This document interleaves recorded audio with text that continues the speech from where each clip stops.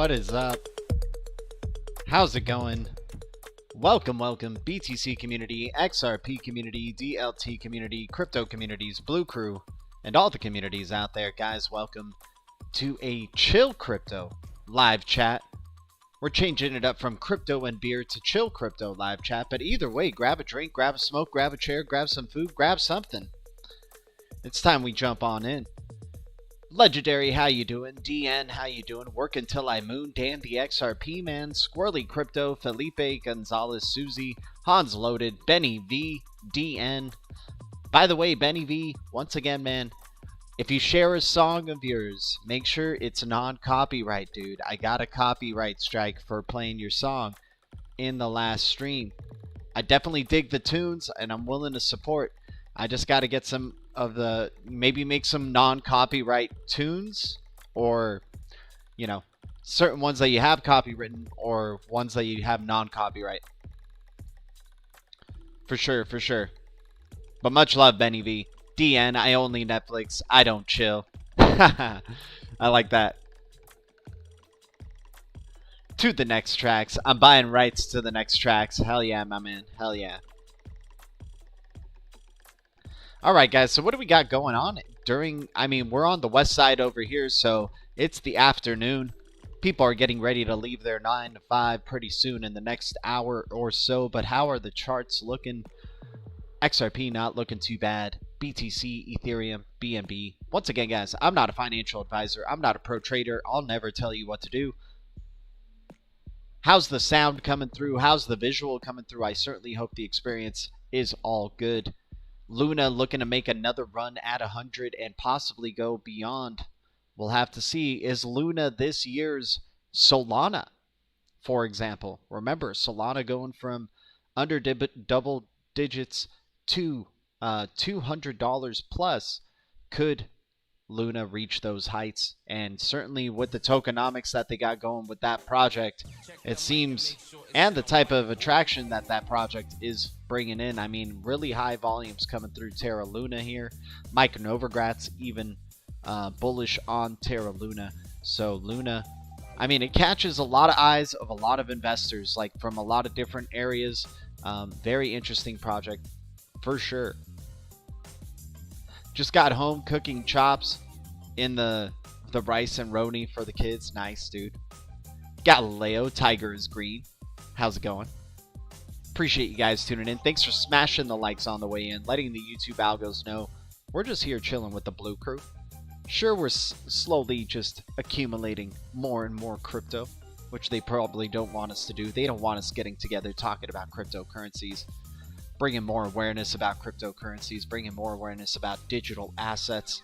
Alchemist, long time no see. Alchemist, how you doing, my man? Russia is about to go down the tubes, LOL. If I were Russian, I'd already be gone. Brain drained. Yeah, man. It's hard to be a Russian. Get your underpants ready and hold them tight. EFI news today. Yeah, that European, what was it? What was that news article that we went to get? The European Parliament today. That news with BTC was huge.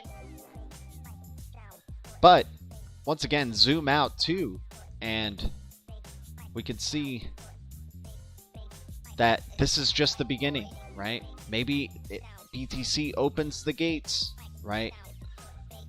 But once again, the number one problem is not a store of value problem. It is a payments problem in the world, and it's at the level of trillions of dollars, right? So yeah, sure, good news for BTC, but proof of work mining doesn't really fit into the climate agenda. So this is a long play right here. We'll see what ends up happening. But yeah, good news so far today to at least help the markets continuing to move forward. And once again, not all cryptos are going to make it though, right? We're expecting some good moves coming out from XRP sometime soon, but right now there is room for some selling pressure before then. Hell, we could even possibly touch 68 cents, 70 cents again. Right? So just being prepared for that. Payments problem, baby. Love it. Exactly. It's all about payments. I don't know if you guys have seen this interview with David Schwartz, but we'll show some highlights from it. New interview from David Schwartz. Awesome. I would highly recommend, if you are into crypto in general, you have to be aware of who this man is. And oh, sorry. Give me a sec. Oh, I thought my phone was ringing for some reason. All right. But yeah, you have to be aware of who David Schwartz is, because this conversation, he kills it, man. He kills it. Such great information. I'll show you a couple of clips. I'm not going to show you every single response that he has, but just the ones that kind of really stuck out to me. We'll definitely be showing this. Not all crypto will make it, nor people. We're all going to make it here, man. Blue Crew's going to make it. Green Giant's going to make it.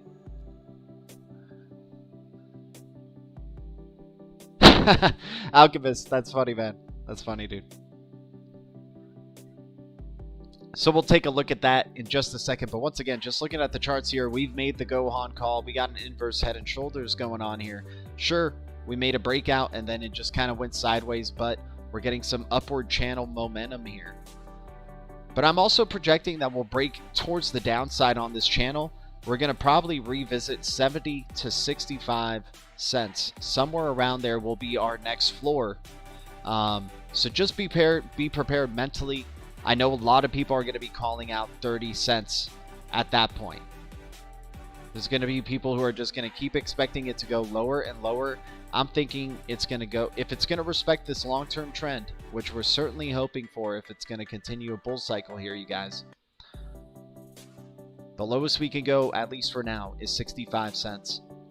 If it's worse than that and doesn't wake up, it's going to get, that could be really bad. Then yeah, 30 cents becomes tangible. 20 cents becomes tangible again. But for now, we want to respect these long-term levels, right?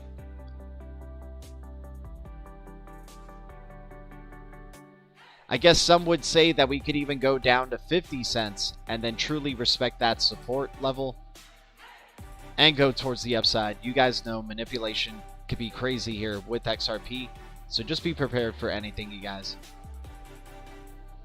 But we're feeling the Gohan call, so we should be ready for our next leg up that hopefully takes us back up to the $2 range in the long term. Short-term goals touching $1 again. Another live, or did I get stuck in a time loop? No, we're doing another live here, man. We're chilling. We're hanging out with the Blue Crew, man. Appreciate you guys and your support. Means so much. Let's jump into this David Schwartz clips, right? Because I think you guys would definitely have an interesting perspective on it. But yeah, just a couple of clips that I want to show from it that I thought were pretty interesting to hear. And that just make you hella bullish on XRP. And the future of Ripple. How they're building out this whole platform. Just amazing. Alchemist, exactly, dude. And who knows, what is death anyways? Everybody's on their own personal experience. We're not going to know most likely when we do die. So all we do is live. That's all we do. All I do is win, win, win. All I do is live, live, live no matter what. Who cares about death? Who's worrying about it? All we do is live. After XRP, the next best investment is a 2,000 watt solar generator. This is a period 2 for the day.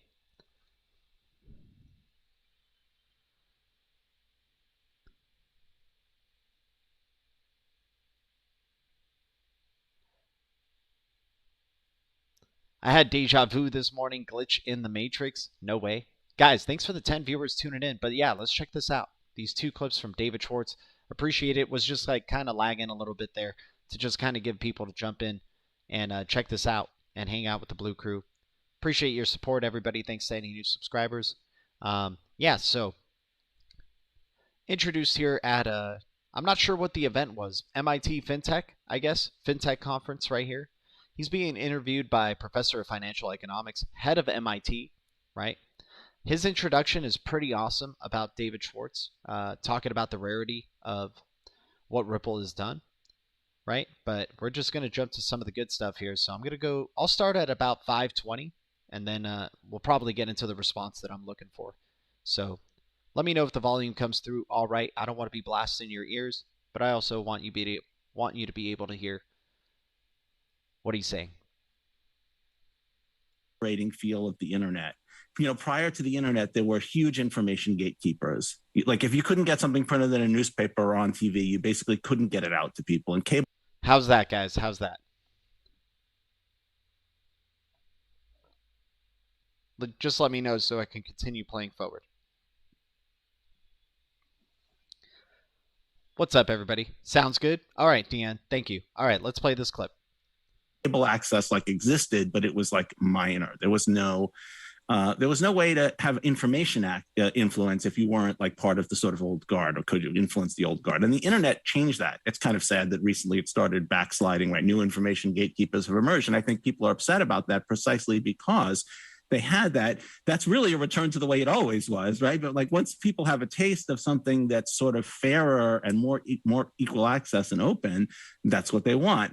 And so that was our earliest strategy, was build a decentralized, censorship-resistant payment system focused on payments that would support multiple assets. Because even if you thought the world would eventually converge on a single global asset, they certainly need ways to get there, and they certainly aren't there now. So even if you think that the world would eventually converge on one global asset, you would still need ways to get there, and there certainly aren't now. I thought that was a very interesting statement. Of course, people, there's certain parts of the XRP community that believe that XRP could be a one world currency type of deal here of what we're seeing, right? This bridge asset eventually just becoming, what you would want to use anyway for payments, or possibly even store, because the tool is so useful for payments. It makes payments cheaper, faster, less expensive, and of course, there's other digital assets out there. I understand that. But it also, you got to be talking to these central banks. You got to go towards the repositories of value, start educating them on digital assets. And, one of the cryptos that has been doing that the best, in my opinion, has been XRP, without a doubt, since it was also, very forward-looking and wanting to go in the opposite direction. Instead of being against banks and going from the outside in, towards the in, Ripple trying to work from the inside out, going straight to the banks and educating them, talking with them, and maybe them even learning something from the banks as well as what they would want to be able to use digital assets, right? Having a dialogue back and forth. Since the banks are Ripple's customers, they want to make their customers happy. Yo, I love your Twitter LCC live chats. Benny V, I appreciate that, man. Thank you so much. Yeah, guys, tune in for another Ledger City Radio that's going to be happening tomorrow on Tuesday. Exciting news that we're going to be announcing on that Ledger City Radio in tomorrow's Twitter space. So just get ready. But yeah, very excited for Ledger City game, the LCC token, and everything that's going on with DevNote Productions and what they're building out there for an XRPL metaverse. But yeah, let's continue on. So. And what's kind of interesting looking at where Ripple was and where it's come, it's almost come a little bit full circle. So we then focused almost exclusively on payments. We basically split into an enterprise payments portion and a sort of non-enterprise, sort of open source, bottom-up decentralized payments section. That's still, still Ripple has these two business units, Ripple X and Ripple Net. And we've kind of a little bit come full circle, because I think in the past year and a half or so, we've really started more embracing what's going on in the cryptocurrency communities in ways we haven't, particularly because of issues like climate concerns and so on that have sort of forced us to say that we don't really feel like we can sort of sit back and not participate in that ecosystem.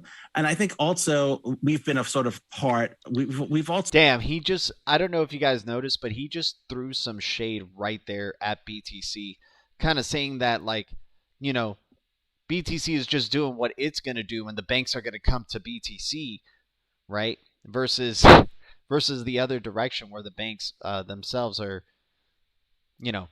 going from the inside out, right? Ripple's approaching these banks, talking to them, educating them, having a dialogue with them, right? What are BTC developers doing? And what are their incentives ultimately, right? And he talks a lot about that in this live stream. So that was an interesting clip that I wanted to go over. And then just kind of the end of this clip right here, where he kind of brings up some possible conclusions for Bitcoin, right? So let's jump into that. Okay, here we go. We'll jump in from here. It's going to require a lot of things to change. Julia, do we have time for another question, or are we supposed to be wrapping up? I have a couple more here. Yes, we can. Just another question or two. Okay. I guess there's concern. So let me actually turn back to one of the things we thought about before. So I think we're maybe in the same place. Can you talk just a little bit about, I think we may share the same frustration with Bitcoin about just how much electricity it burns and how bad for the environment it is. Yeah. And I've sort of had a pet hobby of thinking about ways to bring down proof of work cryptocurrencies. I don't know if we can have a discussion about that, but it would be nice to get rid of them all. I'm very happy that Ethereum is sort of switching the ways it's going to run things. This guy literally just said it would be nice to get rid of all those proof of works. It'd be nice. And is that possible for Bitcoin? Is it possible just to get rid of Bitcoin? Where are we in that space of like advancing an ESG goal of getting rid of the electricity burning to clear payments? Yeah. I mean, it's incredibly frustrating. I think there's sort of, I think there's a sort of a history of people who develop software and systems like that not thinking about the environmental factors because they're so removed from them. But even like when you write software, small changes in the way software is designed, particularly if that software winds up widely deployed, can have significant impact on the electric consumption. But when have you heard of a computer programmer, like, I'm trying to reduce the memory consumption, I'm trying to reduce the CPU consumption? Well, who works on the energy consumption of software? And normally it's not that terribly big a deal because you don't have something like proof of work where the money is directly tied to the energy consumption. So one possibility would be that more environmentally friendly mechanisms like what Ethereum is transitioning to, like what the XRP ledger do, just gradually displace Bitcoin because the cost of the proof of work is so high. Bitcoin has to produce millions of dollars a day in value just to pay for the mining, just to keep the blockchain secure and hold the price constant. That turns into high transaction fees. So what's happened is people have sort of had to argue that that is the secret sauce of a blockchain. And I think all of the competing blockchains that don't use proof of work are kind of the evidence that the proof of work is not the secret sauce. It's the censorship resistance. It's the decentralization. It's the every participant can enforce every rule. So I think we have some convincing to do. We have to convince people. And unfortunately, part of the problem is it's hard to convince somebody of something when their livelihood depends on them not being convinced of it. The miners are real stakeholders. They're making a lot of money. And as blockchain adoption grows across the global financial system, this is going to become a bigger and bigger issue, for our planet and for the global economy. Fundamentally, a competitive system with financial rewards is going to consume resources equal to its rewards. If I offer someone $10 to do something and it costs much less than $10 to do it, lots of people will do it, right? And they'll bid the costs up and they'll increase the competitive. Mining is perfectly competitive, and so its resource consumption will increase until it yields virtually no value. We're all running on a hamster wheel. We're all getting nowhere. I just hope that we can convince people that proof of work provides at best adequate security. It provides extremely high costs. It's extremely expensive, both the environment and in dollars. But ultimately, I think if the Bitcoin stakeholders insist that they're not going to abandon proof of work and not transition to something else, I guess we just have to hope that it withers and dies. I mean, what? I guess we're just going to have to hope that it withers and dies. So yeah, maybe we're going to reach a peak of Bitcoin. Like Bitcoin could still have a lot of room to grow, you guys, right? I'm not saying we have reached the last peak that Bitcoin will ever reach, which was at 60K. I do believe Bitcoin can go to 100K, maybe even more so, right? So yeah, there's still money to be made in Bitcoin, but when you start seeing the end game and the long term, if developing on Bitcoin and doing re-implementations on Bitcoin is very difficult, right? And it's already becomes more difficult when you start adding all these other complications in terms of transaction fees, and then the incentives of the miners and the type of money they're spending to pay for energy bills and all these type of things. It's a very interesting perspective. So yeah, BTC, like Sniff is saying here, BTC XRP could be the two polar opposites, but they're both succeeding, right? They both are pushing forward into the future, right? Bitcoin being the only proof of work that's allowed, for example, in the future for a bit until they start really considering, BTC really has to consider whether to migrate away from proof of work eventually to a better system, perhaps XRPL. But then is it BTC anymore, right? At that point, it's just a name and it's just a brand. And sure, brands can get you really far in this world, without a doubt. But very interesting points that he's bringing here. And remember, this guy was a former Bitcoin developer, right? So what he's saying, he knows. I at some point they will. I think they're going to fix a choice. I think at some point, like all institutional adopters, bulk holders are going to say, like, you either need to do something about this, or we're just going to move to other technologies, or those other technologies will just win in the market. Or those other technologies will just win in the market. One of the things that kind of helps with that is that any reduction in value significantly reduces the security of the system. And so any reduction in the value of BTC, or I guess in the value of mining for it, I suppose, reduces the security. What's up, Ani Brito? Good to see you. And so I hope, but unfortunately, I mean, to be brutally honest, I do think there's room for one proof of work system competing. And so I don't think that natural competitive forces. So he adds a little bit of light at the end of the tunnel there, despite how he just destroyed proof of work, right? The concept of proof of work. But he says, you know what? Maybe BTC is the only proof of work that's allowed. And at the end of the day, it's not solving a payments problem, right? It's just maybe providing store of value and whatnot, and adequate security, as he just said. But in terms of solving a payments problem and maybe, providing security for payments and cheaper fees, instant settlement, I don't know. Alone will drive. So maybe have BTC as the one that you have to ultimately just, if you're a miner type of person and you want to be mining, BTC is the one to go to. And then XRP, going in the complete opposite direction, the XRP tokens being pre-mined. And they're all out there, and it's still just as scarce of an asset. Which one are you going to go towards? And since a lot of companies and institutions are trying to meet certain climate agenda requirements, it seems like they might be wanting to lean more towards something like an XRP, and it also provides cheaper, faster transactions, which saves these companies a lot of money. But yeah, there's a lot of bad actors out there. There's a lot of bad, a lot of people want to just keep making sure that they keep making that money through BTC, and there's definitely a lot of big powers behind it. It definitely seems like that's the case with BTC. It may drive out every other proof of work system. Same thing with XRP for sure, but with BTC and why it's currently where it's at in the market, or why it even is the face of crypto for right now. But I don't think competitive forces alone. People are going to have to take a moral stance, a principled stance, or it won't. Or I don't think it's going to happen. Yeah, maybe. So people are going to have to take a moral stance, a principled stance, or I don't think it's going to happen. So BTC is going to have to choose to either migrate to be more energy efficient, or it ends up being the only proof of work that exists and all the other proof of works are dead, right? Which brings me to another interview actually here with, it's an old one, but Ethan Beard talking about the cryptos he owns. I don't know if you guys know about Ethan Beard, but him and Greg Kidd got together for a convo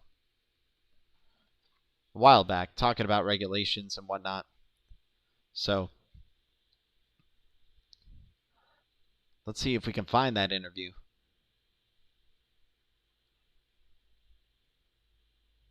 Oh yeah, here we go. So yeah, 1 year ago. If you want to eat healthy and feel your best. Oh my gosh, sorry about that. From an economic fundamental meaning, not a modern crypto interpretation, proof of work is what gives every asset its value. Labor is what gives an economy value. One thought is to incentivize miners for a truly decentralized system.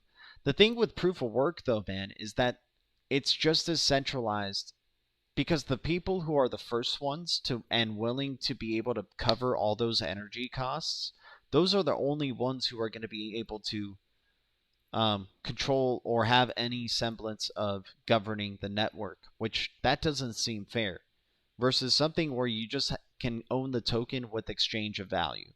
There's no energy spent. The value is literally pegged to the repositories, the value, actual value, not energy. One thought is, but of course, that's why there's the argument of both sides. I think having both BTC and XRP is a great way to strategize and, split your portfolio. But some people, really like to go all in on their projects or be certain maximalists. I'm definitely more bullish on XRP long term than I am on BTC, but that's a very rare view in this space. Surprising. Ultimately, everybody else, I'm not saying all other crypto YouTubers, but and especially we know the ones in the XRP community, and they're all tremendous. But there's a lot of major crypto influencers and their BTC maxis. Ultimately, what's up, Sujith? How you doing, man? Here's a wrench. With the wrench comes great responsibility. Please use it wisely. Welcome to Chill Crypto. We're just hanging out with the Blue Crew, talking about recent news, looking into other interviews, and we were just seeing that David Schwartz had a recent interview with posted on Ripple's channel there.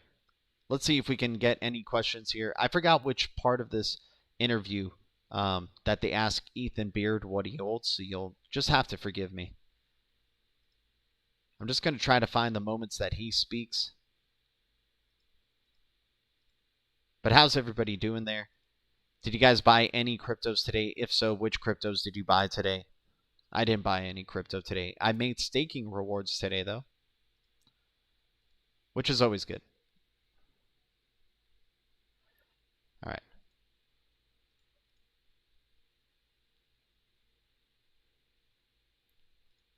Let me see here. Let's see when we get to Greg Kidd here. Or, Ethan Beard. Okay. The banks in the United States, in essence, create money very constantly throughout the day. The stablecoin issuers, in some ways, are creating that money. And I think the way that stablecoins get rolled out will definitely vary from country to country. So, we're seeing, for example, in China, a very kind of Chinese approach where the central government is really mandating a single stablecoin that they have centralized control over. In the United States, where we've traditionally let the private sector have a lot more control of the banking system, and then we've regulated that private sector to greater or lesser success, obviously. I really envision that the stablecoin providers, in essence, will become the new banks. I would envision a day when they actually will be regulated and be able to do fractional reserve when they issue stablecoins. So they can issue far more stablecoins than they actually have in reserve. It's in some ways antithetical to kind of hold the whole. Sorry, I just like hearing Ethan Beard speak, man. The guy's saying some good stuff, but I don't think I'm going to be able to find the clip in time, and I don't want to waste your guys' time. But basically, in that interview, he says, he's not a investor or anything like that, but he definitely is very bullish on BTC and XRP. That he just only buys BTC and XRP, but once again, he doesn't have enough time to look at the rest of the market, right? So, but hey, man, that's not a bad two to be going for. That's like basically the two polar opposites, right? One that's just ultimately about mining the crypto, and the other one that is pre-mined, right? Which to a lot of people in the crypto space already turns them off, right? Last night, XLM and ALGO, Animal 54, hell yeah. Gotta love those two. I mean, ALGO is definitely getting more and more bullish. ALGO can definitely have a really good run in the next one. Whatever that next cycle is, it can maybe end. If we're continuing in an overall bullish cycle of the whole market, ALGO is definitely going to make its presence known. I really feel that way. Which one? Can you tell any safest and higher profit staking? I mean, I wouldn't say any staking or, you know, anywhere that's outside of your self-custodial wallet. It's probably not safe, right? So you definitely take a risk anytime you do anything outside of your cold wallet. My favorite staking currently is in the Cosmos ecosystem because the airdrop rewards are tremendous and the percentages for just staking, super fluid staking, I love those. Yeah, Osmosis is great. You know, we got lucky to find Osmosis since day one. You know, right now I think it's great too because it launched super fluid staking, which allows you to stake your assets and provide to liquidity pools and earn double rewards. So yeah, Cosmos ecosystem, I'm definitely bullish in terms of a proof of stake model. In terms of just a tool for payments, there's no other incentive outside of that. XRP, XLM. Algorand's a good mesh of the two. HBAR looks bullish. Quant, XDC.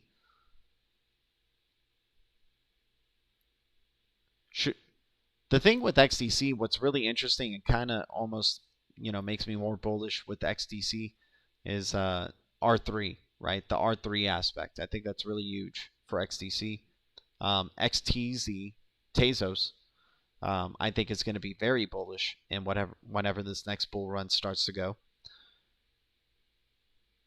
Do you know buy or high bull coin? I do not know. I don't know that one, man. We're looking to get some run right now in the crypto sphere here. Maybe tomorrow turns out to be an amazing day. But right now, the BTC picking up some really good momentum. XRP getting closer to 78 cents. Yeah, Jasmy, second highest in the past 24 hours right here. Good 36% bump. Dragon Chain back up above 5 cents, man. That was a hell of a value for Dragon Chain there earlier when we talked about it. And then, yeah, people started buying up strong notes again. It was at 123, jumped up 10 bucks. 10,000 HBAR here, baby. Nice, man. That's like a Vincent Wilson of an HBAR bag. All right, let me play some music. Let me not blast your ears.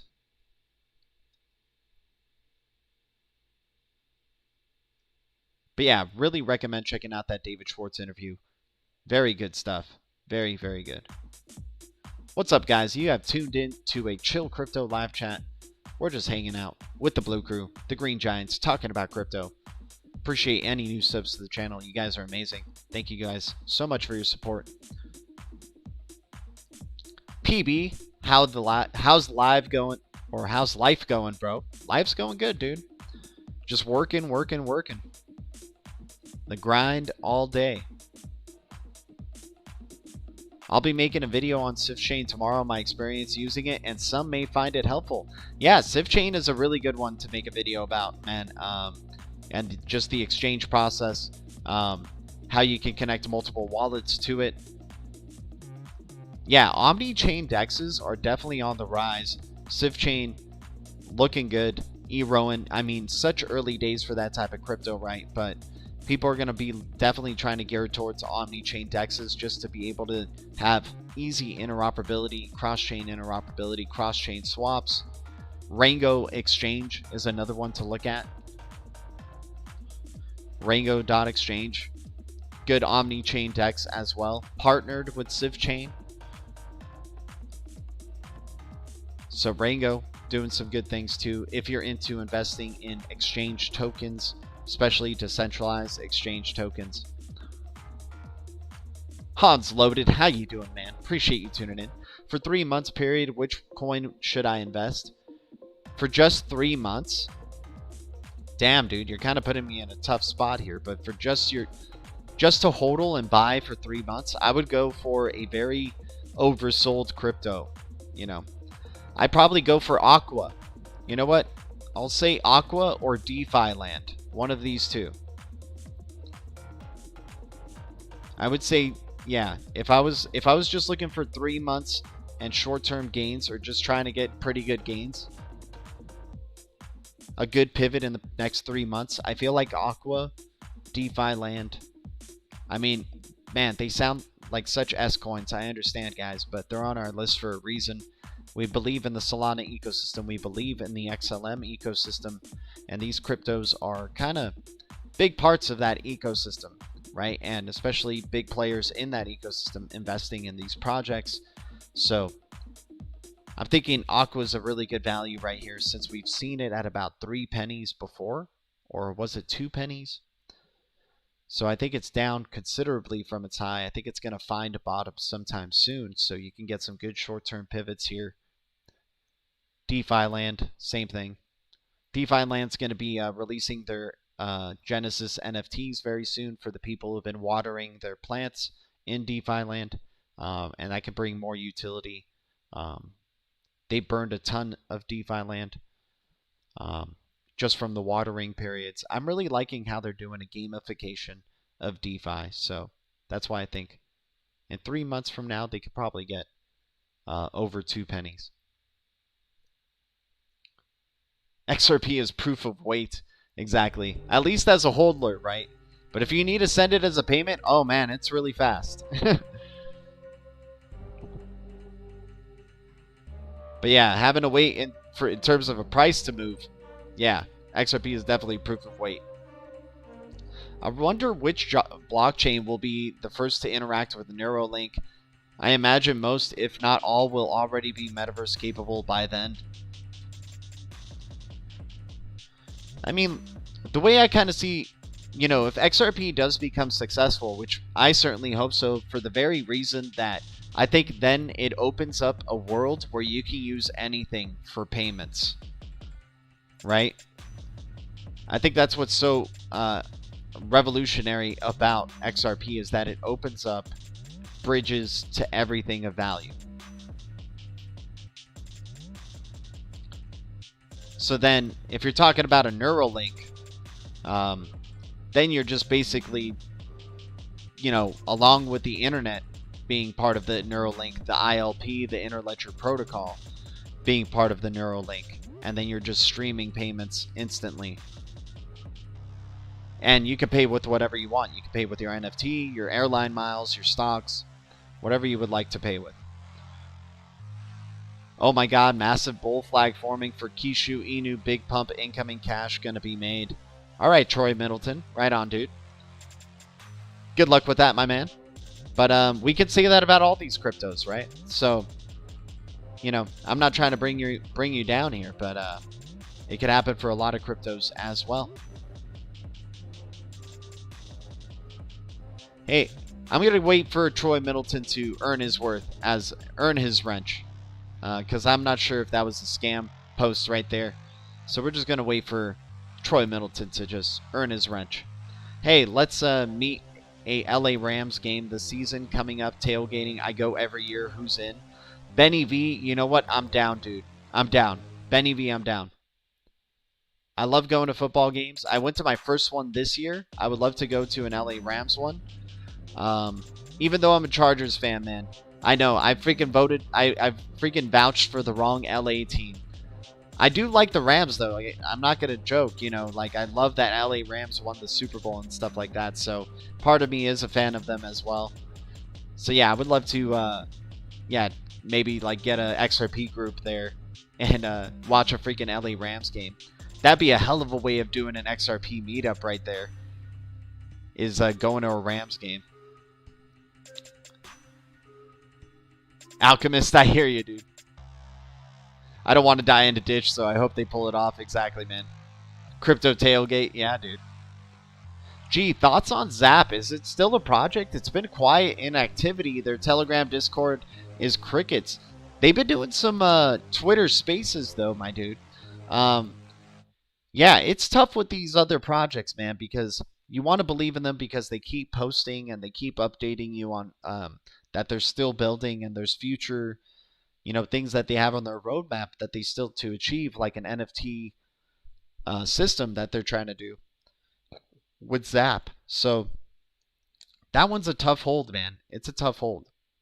But yeah, that's the best that I know with Zap. All I know is they do have Twitter Spaces, and they keep updating their Twitter and releasing information. Which is great, right? It's not like it's NETBOX. I don't know if you guys know about NETBOX, but I totally I'm using the NETBOX browser actually right now as we speak, because it has all my like searches saved, so it's a lot easier to set up. But NETBOX is done.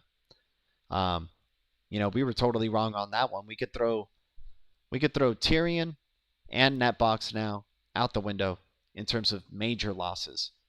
And I'm not talking about major losses in money. I'm talking about major losses in terms of believing in the project, and then it just dying, literally just dying.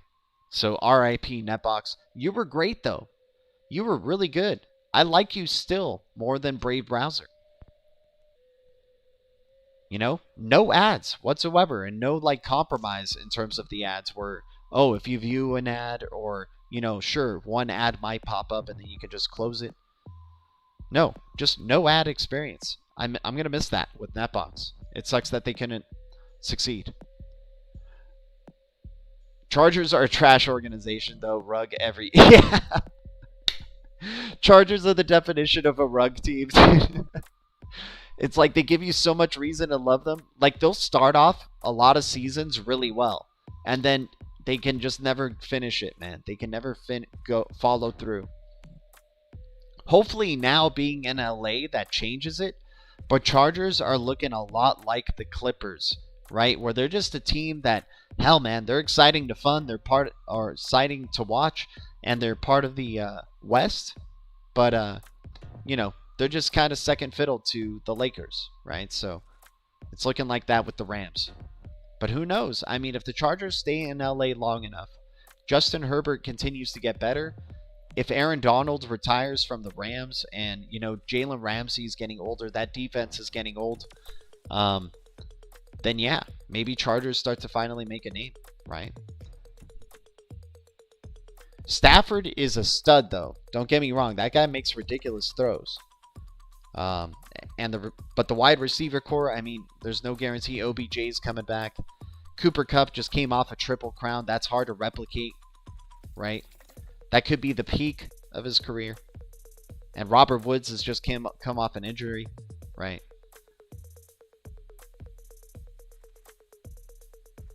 I know my teams, dude. Staking my tonic on their platform. Nice. I moved my 1 billion tonic over to the tonic platform for crypto.com DeFi. I really enjoyed NETBOX browser too. It was my main one. Yeah, man, I dug it, dude. So RIP MBX. I'm sorry, y'all. I even put like referral links to MBX.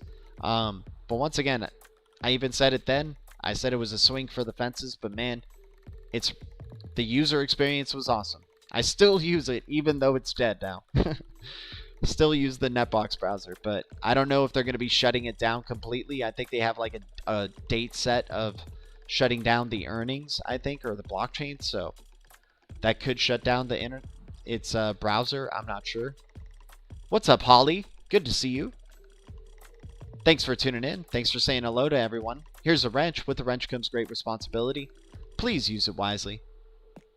I'm a diehard Rams fan, I hear you, dude. I hear you. That's awesome, man. I respect that. Can't wait to use crypto lingo in everyday speak like we use sports lingo. That's true, Frogadelic. I mean, that's part of the educational phase of crypto, right? And, dude, 2021 was an amazing year of education of crypto. Like, remember all those Saturday Night Live skits mentioning and talking about NFTs, talking about cryptocurrency, right? Freaking Simpsons talking about cryptocurrency. I mean, Ozark and a lot of other random like movies or TV shows or Netflix series mentioning crypto, talking about Bitcoin, So the educational phases are still going through, still underway. And I think a lot of people are waiting on regulatory clarity. Imagine like seeing news articles saying, now regulated crypto, invest in Doge, invest in XRP, invest in XLM. I don't know. Some people don't see crypto getting that far. They don't see crypto getting to the point where, you know, all of them are regulated like that. You know, and that only, you know, CBDCs are going to exist, and it's not going to be multiple cryptos that are out there. We'll see. We'll see. I got my tonic airdrop. Nice, dude. How do you get your tonic airdrop? Do you get it from Crow or Adam? Staking Adam?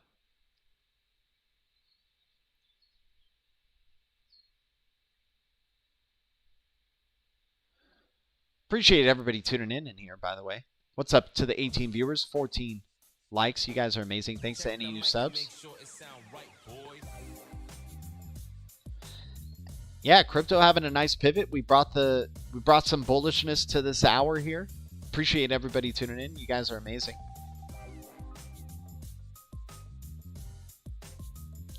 But I think we're going to be heading off from there, man. I appreciate you all so much. Once again, always grateful. And I'll see you guys in the next one. Thank you, BTC community, XRP community, DLT community, crypto communities, Blue Crew, and all the communities out there. The future is distributed ledger technology, and the future is bright. Our future is bright. Keep the eye of the tiger, y'all. See you guys very soon. Much love. Adios. See you soon, Ledger citizens. See you tomorrow on our Twitter Spaces. Ledger City Radio coming at you. All right.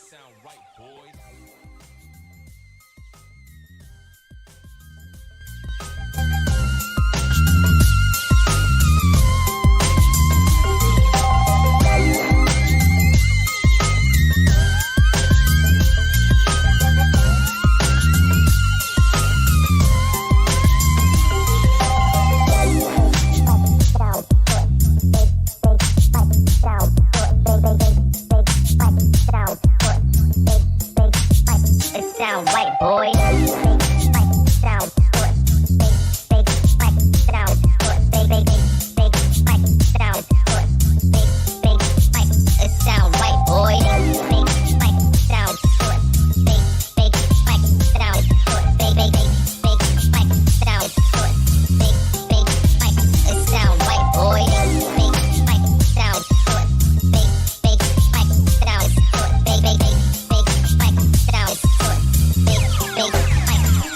right, boy.